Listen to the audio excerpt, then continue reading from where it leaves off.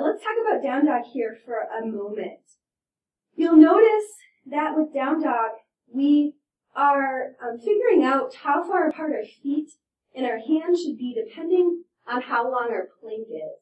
So in other words, your hands and your feet shouldn't have to move when you go from plank to down dog.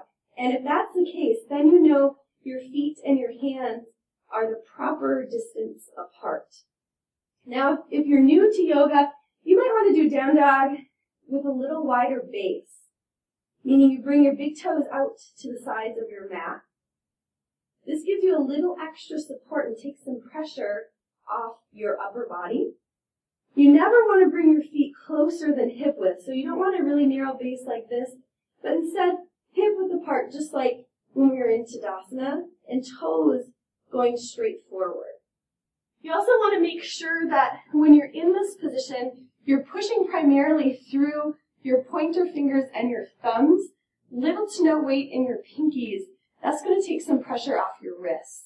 And if you're having a really hard time with your wrists, then you can always come down onto your forearms, and that's going to, once again, take the pressure off there. Now, when you're in downward facing dog, you want your elbow pits, this part of your body, to be facing out. So you're kind of almost doing a motion like this, even though you can't see it, it's pretty subtle, but that's going to help keep you in the proper position as well.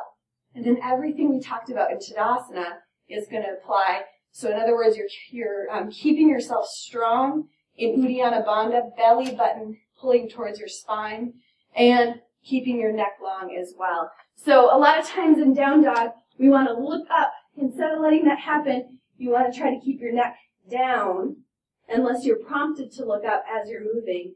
Aside from that, though, your gaze is at your feet. And with downward facing dog, just like a forward fold, you can choose if you want your knees bent or your legs straight. One is not better than the other. It just depends on your intention. Knees bent will help release your lower back.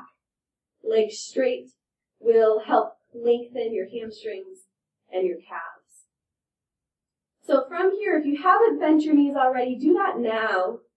Look up and use your next exhale to step, jump, walk, or crawl your feet towards your hands. So do whatever you need to do to get your feet here. Thanks so much for tuning in. If you found this content helpful, please consider liking this video and subscribing to my channel. Also, if you're wondering how to become healthier, I've created a free masterclass for you that is truly your ultimate wellness guide. It's called Fit and Fabulous for Life, 7 secrets that'll help you find your healthy living sweet spot. If you're intrigued, you should see a link to it on your screen now. You'll also find a link to it in the description box of this video. Thanks again for tuning into this video, and I hope you'll consider checking out my free Fit and Fab Masterclass.